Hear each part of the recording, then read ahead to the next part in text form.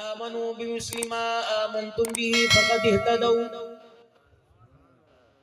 میرا محبوبہ یہ میری طرف سے اعلان کر دے، یہ میری طرف سے پیغام دے دے قیامت تک آنے والے انسانوں کو. اگر یہ تیرے سے پوچھے ایمان کا مزاج کیسا ہونا چاہیے، ایمان کا ذائقہ کیسا ہونا چاہیے، ایمان کا رنگ کیسا ہونا چاہیے، بِمِثْلِ مَا آمَنْتُمْ بِهِ فَقَدْ اهْتَدَوْا، ان سے کہہ دو ایسا ایمان لاؤ جیسے میرے یار ایمان لے کے آئے.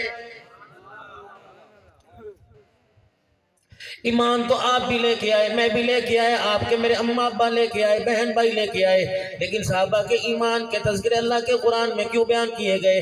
میرے عزیزو، جب اللہ اس کے رسول کی محبت کی باری آتی ہے، پہلے میں اپنی دکان کو دیکھتا ہوں، پہلے میں اپنے کاروبار کو دیکھتا ہوں، پہلے میں اپنے رشتہ داروں کو دیکھتا ہوں، اپنے کنبے کو دیکھتا ہوں، اپنے حالات کو دیکھتا ہوں، اپنے خاندان کو دیکھتا ہوں. کبھی جوان بچیاں میرے سامنے آ جاتی ہیں، کبھی بچوں کی نوکری میرے سامنے آ جاتی ہے، کبھی میری بیماری میرے سامنے آ جاتی ہے، کبھی گھر کی ڈیلیوری میرے سامنے آ جاتی ہے، کبھی کچا مکان مجھے نظر آنے لگتا ہے، کبھی دکان مجھے نظر آنے لگتی ہے.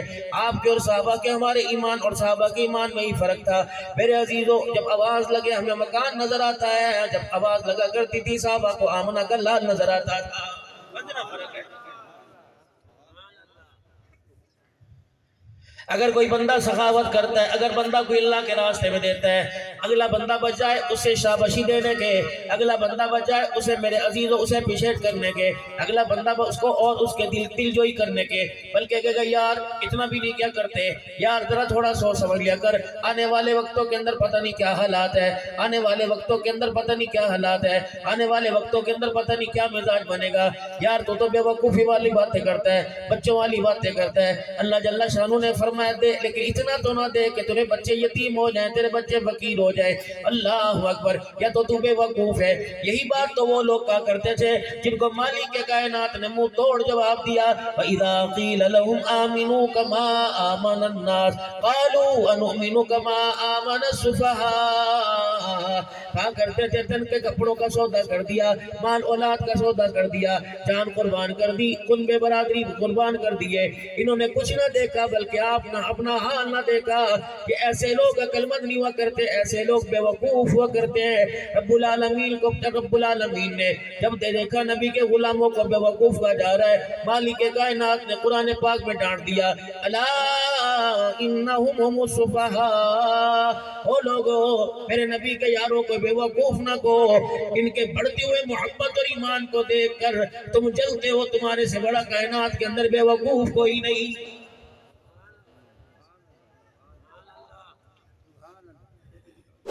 یہ آج کے دور کے اندر تمہیں سمجھاتے نہیں.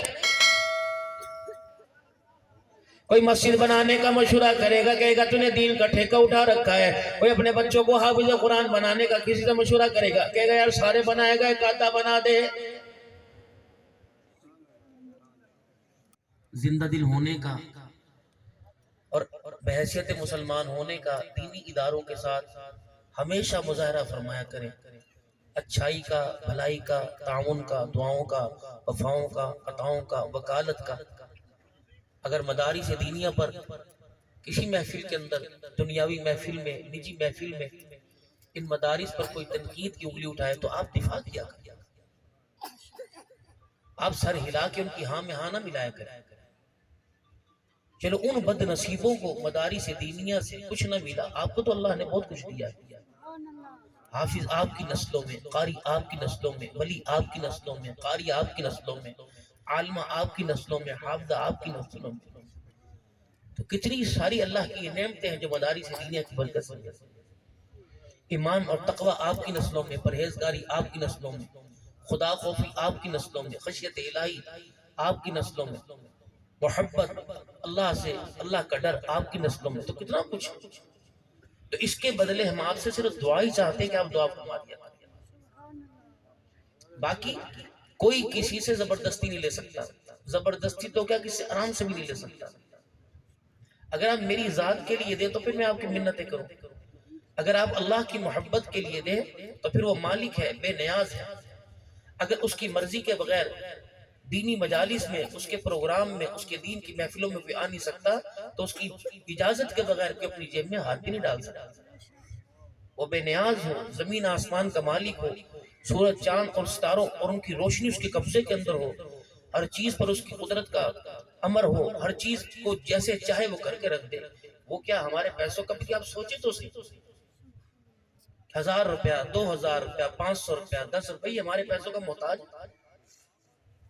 جو کہہ رہے زمین میں نے بنائی، آسمان میں نے بنائے، سورج چاند ستارے میں نے بنائے، یہ ساری انسانیت، یہ ساری مخلوق میں نے تخلیق کی، میں نے بنائی، کوئی ہے جو میری برابری کر سکے؟ اگر اس کی تخلیق میں بھی برابری کرنی کوئی نہیں کر سکتا تو اس کے غنی ہونے میں، اس کے قادر ہونے میں، اس کے علی کل شیء قدیر ہونے میں بھی کوئی اس کی برابری نہیں کر سکتا۔ کم از کم جب اس کی طرف سے کوئی بندوں کے لیے مطالبہ ہے تو اپنی جیبوں کو نہ دیکھا کرو، اس کی شان دیکھا۔ شان تو یہ ہے کہ اپنی جسم کی رگوں کی جتنے خون کے قطرے ہیں سارے اس پہ قربان کرتے ہیں، مال جان قربان کرتے ہیں، جو کچھ ہے ہمارے پاس قربان کرتے ہیں۔ آپ ہاتھ کھڑے کرتے ہیں، ایک لاجک ایک بات میری سمجھ کے اندر نہیں آتی، اگر میں یہاں شعر پڑھوں کہ جس طرح نعت خان پڑھتے ہیں کہ تن من تے دھن اولاد بھی باری حضور تو سوچا نہ ذرا آزمائے صدیق نے، تو آپ کے بغلوں سے میں ہاتھ واہ واہ واہ واہ واہ واہ۔ تو یہ پیغام صدیق صرف اپنی ذات اپنے گھرانے کو نہیں ساری امت کو دے کے گیا کہ اگر حضور علیہ السلام سے محبت کے رشتے کو نبھانے کا وقت آ جائے تو پھر اپنی جیبوں کو نہ دیکھنا، میرے گھرانے کو دیکھنا، میں نے سب کچھ حضور پہ قربان کر دیا۔ وہ صحابیہ جس کا ذکر علماء اپنے پروگرام میں اپنے بیانات میں کرتے ہیں کہ جس کا شوہر بھی، جس کا بیٹا بھی، جس کا بھائی بھی اور جس کا باپ بھی اللہ کے راستے میں شہید ہو گئے، وہ ہر ایک کی شہادت کے بعد یہ پوچھتی بتاؤ حضور کا حال کیسا؟ خنسا جیسی بیٹیوں کی قربانی، بیٹوں کی قربانی دینے والی عورت وہ بھی یہ پوچھ اگر حضور ہے تو پھر سب کچھ قربان ہو جائے، کوئی پرواہ نہیں۔ جب اللہ کے دین کی ترقی کے لیے، دین اسلام کی سربلندی کے لیے، مدارس دینیہ کے لیے اگر کہیں آواز لگے تو اپنے حال کو نہیں دیکھنا، صحابہ کے ایمان اور محبت کے معیار کو دیکھنا۔ ایسا ان کا معیار کیا تھا کہ قرآن کریم بھی بول پڑا، اللہ بھی کہہ رہا ہے اور قرآن بھی میرے عزیزوں اپنے اپنے انداز میں کہہ رہے ہیں۔